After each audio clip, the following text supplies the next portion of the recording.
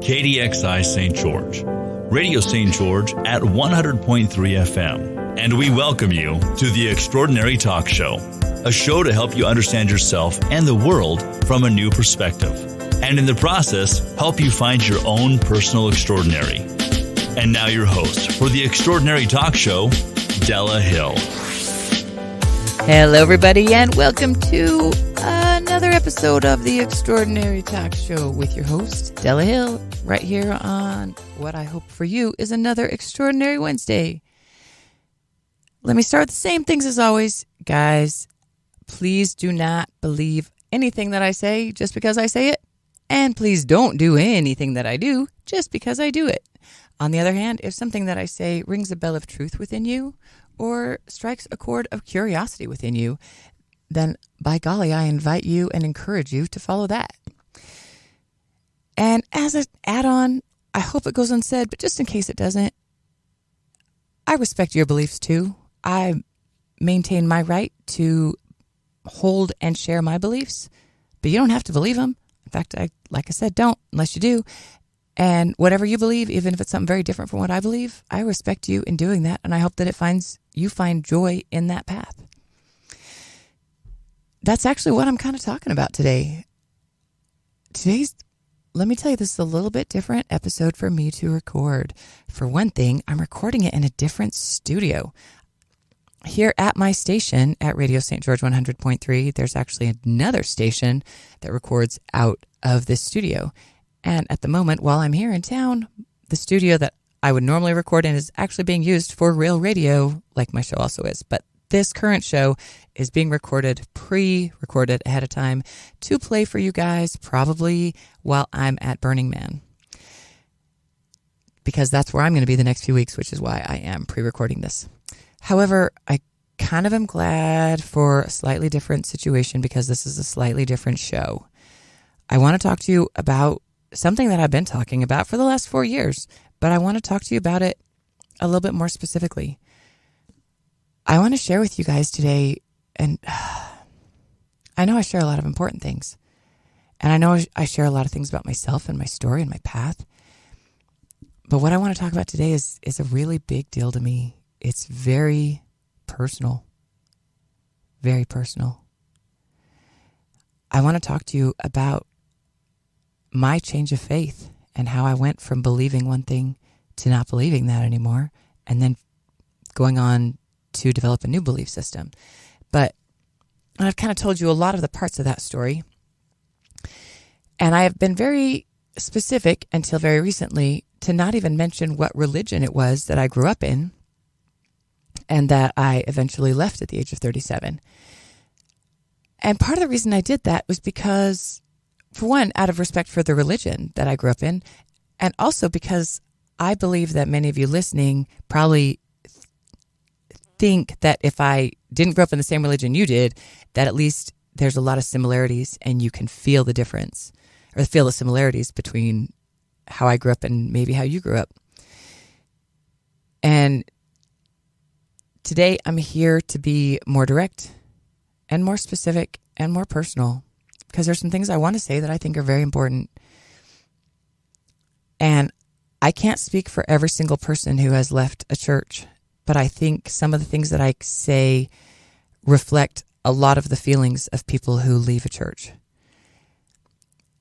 So again, not speaking for anybody specifically, but if you know someone who has left a church, or if you are someone who has left a church, this might resonate with you, and it might help you. It might give you, hopefully, a little bit of understanding for yourself or someone around you. One thing that is really important that I don't want to gloss over, and I want to give it full respect, is the pain that people feel who are still in a church when someone leaves. I was born and raised into the Church of Jesus Christ of Latter-day Saints, which is also called the Mormon Church. And I was in that church until I was 37 years old. And I spent, so as I said, almost 4 decades focusing, studying, learning. And I built everything in my life according to the foundation that I learned in this church. Every decision I made, I considered, it wasn't even just a consideration, it was the basis of my choice, of my religious beliefs. That was the basis of anything that I did until I turned, not until I turned 37, but until I was 37. And some things came into my awareness that had not been in my awareness before. And after I took these things into my awareness, which I got to tell you, wasn't easy, but in doing so, it also wasn't fast. It took probably a good solid 1 to 3 years to really even be sure that I wasn't going to go back to church.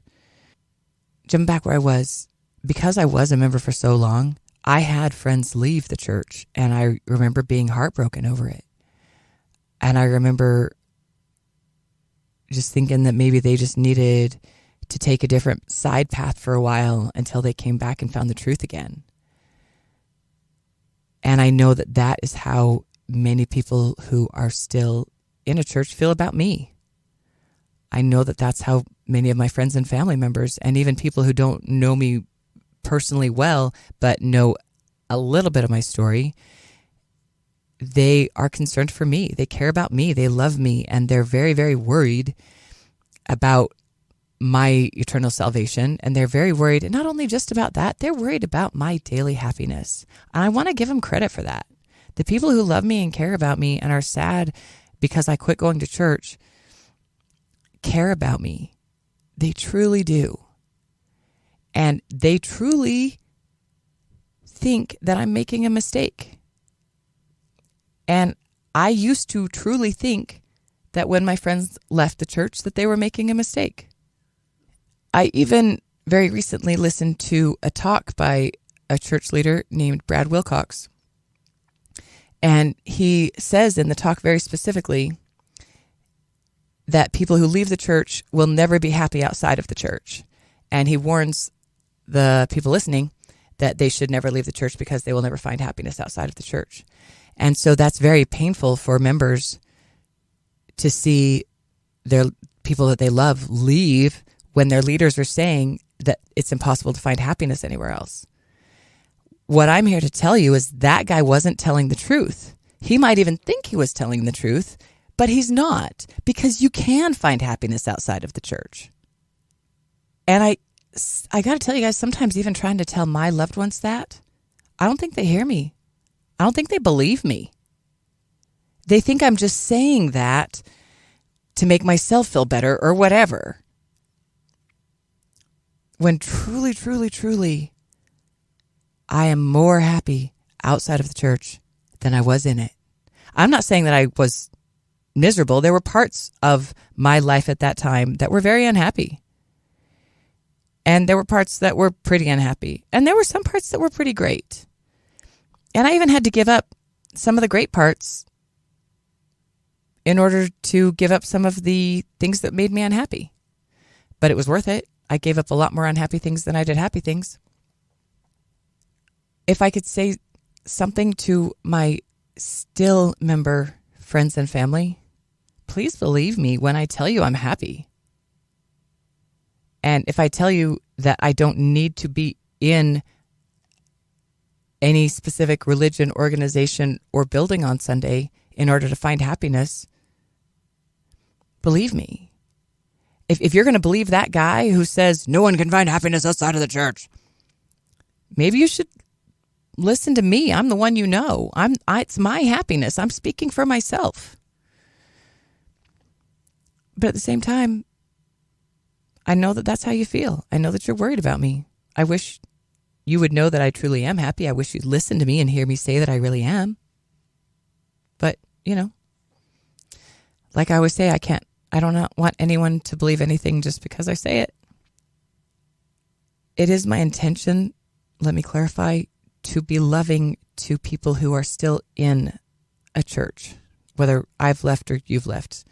It is my intention to be loving to those people and to be empathetic to their views and beliefs as well. And just because I left doesn't mean I think everyone should. The things that I found fault with might not be things that would bother someone else. And maybe there's other factors that I can have no idea about for other people. So if someone chooses to stay in a church that I left, it doesn't mean that I think that they're wrong. It doesn't mean that I think that they're stupid. It means that they're making their choice for themselves, just like I'm making my choice for myself. And if we can understand that, I think it'd go better for both of us. Next, I like to use the term recovering Mormon. I think it's kind of funny, for one thing. It always gets a little bit of a chuckle. But I also think it's appropriate. I had a friend who was, at the time, 13 years sober in a 12-step program. And I was a little bit concerned that it was disrespectful for me to use that term, recovering, because he was recovering, and I didn't want to make light of his effort and his struggle. So I said to him, is it okay for me to use that term, to say that I'm a recovering Mormon? I want to make sure I'm respectful to people that use that term for whatever their thing is. And my friend looked at me, and he even pulled back, and his eyes got wide for a second, and he said, oh, no. You can. You deserve that. You are recovering. You get to use that. The term I like to use, as I say, is recovering Mormon, because it's not easy to just leave a church like that. And whether it's Mormon or whatever it is for you, if it's a different one, it's not easy to just walk away. It takes time to heal. It takes time to break down the things that were true and the things that weren't true, because there was some truth there, or we wouldn't have stuck around as long as we did. Part of the process moving forward is figuring out which parts were true that we want to take with us and which we don't. Let me tell you very specifically 2 reasons that I did not leave the church. I did not leave the church to go sin. This is another common misconception. People in the church believe this. In fact, that's another thing that I heard that church leader when I was listening to that talk say, is that people can't handle being in the church because the church requires obedience. And so the people that leave just couldn't handle being obedient. And I got to tell you, that's insulting to those of us who have left the church. It's not about obedience. It's about a lot of other things. Let me make the side note that the statement, again, depending on what your definition of sin is, the statement, it is more fun to sin than go to church, it's very likely a true statement. For example, if you're a person who likes the beach, as I do, it is more fun to go to the beach on Sunday than to go to church. And yet for many, many, many years, I still went to church every Sunday, even though I would have rather be on the beach. And that's when I lived in Virginia Beach, and that was a real option. I still chose to go to church, even though the beach would have been a whole lot more fun. And there are other things that I was told were sins that I no longer believe are sins. And it is true that I participate in some things that I used to think were sinful. For example, drinking coffee, that I now do not find any sin in. That's not why I left church. I didn't leave church to go drink coffee. I love coffee.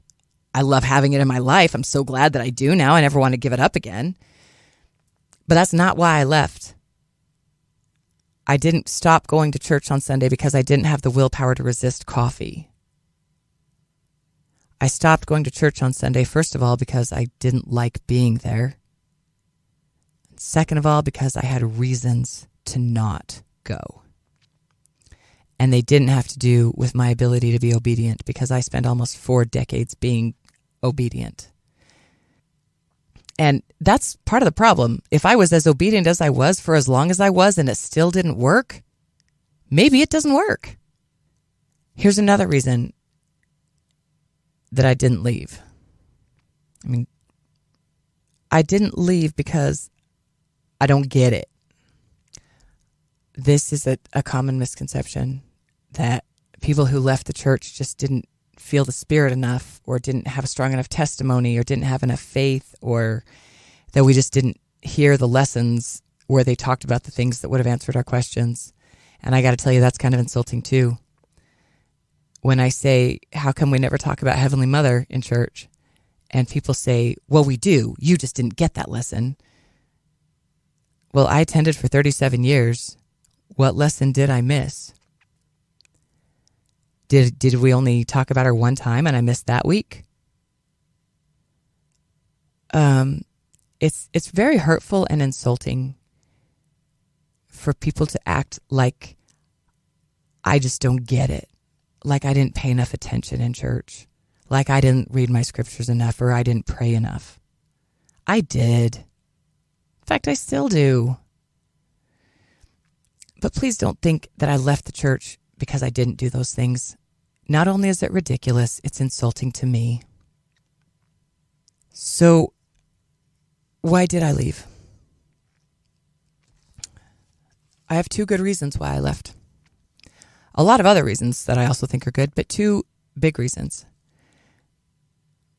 One, and I like to say it this way, the Church of Jesus Christ of Latter-day Saints was the steward for my covenants with God, meaning that I made my covenants in the temple of the Church of Jesus Christ of Latter-day Saints according to the guidelines and recommendation of the Church of Jesus Christ of Latter-day Saints.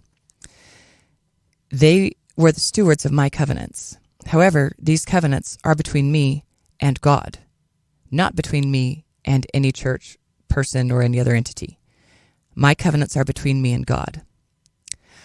I fired the Church of Jesus Christ of Latter-day Saints because they were terrible stewards of my covenants with God. They swapped them out on me and didn't tell me.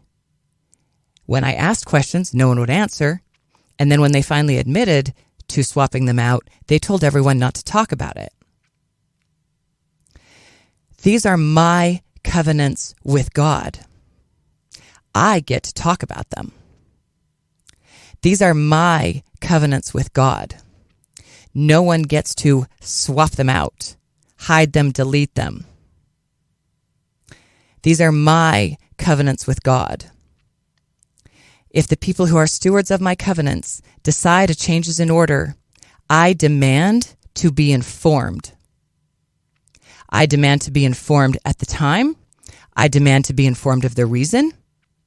I demand to be educated on the doctrine whereby my covenants are being changed. Because let's remember that these are my covenants.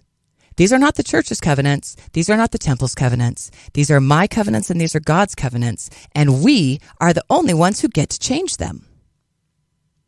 And if someone who is acting as a steward for my covenant tries to change them and then not only refuses to talk to me about it, but then instructs everyone else not to talk about it, that entity deserves to be fired as steward of my covenants. That's a big reason right there. If you want more details on that, I'd be happy to share them because I was attending the temple every single week in 2013 when they first did the switcheroo. I was not attending in 2019. I'd quit by then when they finally, for the first time, mentioned it, but at that time asked people not to talk about it. That seems a little screwy to me. And beside the fact that it's screwy and manipulative, these are my covenants, and no one other than me and God, the two people to whom this covenant is between, we get to change that. No one else does.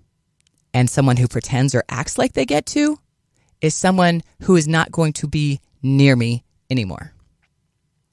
And that someone in this case is the Church of Jesus Christ of Latter-day Saints.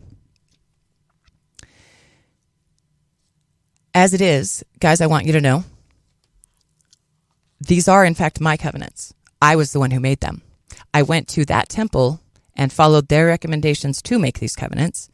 However, upon further evaluation and understanding, I have remade my covenants per my choice, per my preference, as God and I together agreed. And that's the whole point, and I didn't need a church to do that. If you can hear the frustration and anger in my voice, I will admit to that. Because hurt is the primary emotion. Anger is the secondary emotion. I am angry about these things, but you know why I'm angry? Because I'm hurt. I am so massively hurt that the organization who taught me about God and told me I could trust them proved to me that I could not. That is absolutely devastating. Absolutely devastating. And to have my faith be shattered in such a manner, I can't even explain what that's like, guys. This is everything, every decision I ever made in my life was built on the foundation of this faith. And when I found out that this was an organization that I could no longer trust, that was pretty devastating for me. And then when I turn around and people tell me, oh, you just wanted to go sin, or no, you don't understand. I understand. And for you to tell me that I don't is insulting. If there is more that I can understand, please share it with me. Because there might be answers that might help me. There might be things that might make me feel better about having my covenants manipulated and my faith shattered. The sad thing is, most members of the church have been told by the church not to talk about it, so no one can answer my questions. And yes, that hurts. That hurts a lot. And because it hurts a lot, and because still no one can do anything to help, it's made me a little bit angry. And this is something that I'm working on because I don't like to carry anger. But that's one reason why I'm talking to you guys about it. Maybe people won't talk to me, but I can talk to you. Here's another reason I left. I have a mother in heaven. I pray to her. You have a mother in heaven. You can pray to her too. I'm not saying that you should get rid of the Father in heaven. I don't think you should. He's cool. He's all right. We can keep him around. My problem is not with my Father in heaven or my mother in heaven. My problem is with the religion that refused to teach me about her. The Church of Jesus Christ of Latter-day Saints acknowledges that we have a mother in heaven. They mention her in hymn number 292, O my Father, in verses 3 and 4. They say, in the heavens are parents single? No, the thought makes reason stare. Truth is reason, truth eternal, tells me I have a mother there. So we have a mother in heaven. Why don't we talk about her in church? That's a good question. Some people say it's because eternally God is polygamist and has more than one wife. So how do we know who we're talking about? And if we're going to pray, how do you know which wife you're praying to? That seems silly to me. I figure I'll just pray, and whoever picks up the line, I'll keep talking. Hi, Mom. Hi, Mom. Hi, Mom. Hi, Mom. Hi, Mom. Doesn't matter to me. But I would like us to mention that we have a mother in heaven. I would like to teach our young women that they have a mother in heaven. And I believe that it is not only a casual mistake, but a willful mistake. Not only by the Church of Jesus Christ of Latter-day Saints, but by other Christian churches and other religions as well, to minimize women in one way by intentionally not talking about our Mother God. I believe she should be talked about. I'm talking about her now. You have a mother in heaven. I do too. I pray to her, and so can you. This is one of those things, guys. You don't have to believe me, but if something there resonates with truth, follow it, please, because she wants you to know her. Guys, that was a lot, and that was kind of intense for me. I want you to know that the reason I stayed gone was to find greater truth, to live freely, to be happy, and to find my own way, and I'm doing that. I'm doing that now. I hope that you guys in your own way are doing that too. I love you. This is Della with the Extraordinary Talk Show.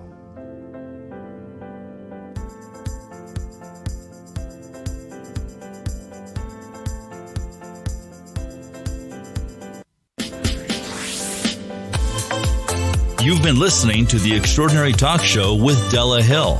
Search YouTube and Facebook, Spotify, or Podbean for video and podcasts of this show, or go to radiostgeorge.com. We'll see you next week for another edition of The Extraordinary Talk Show.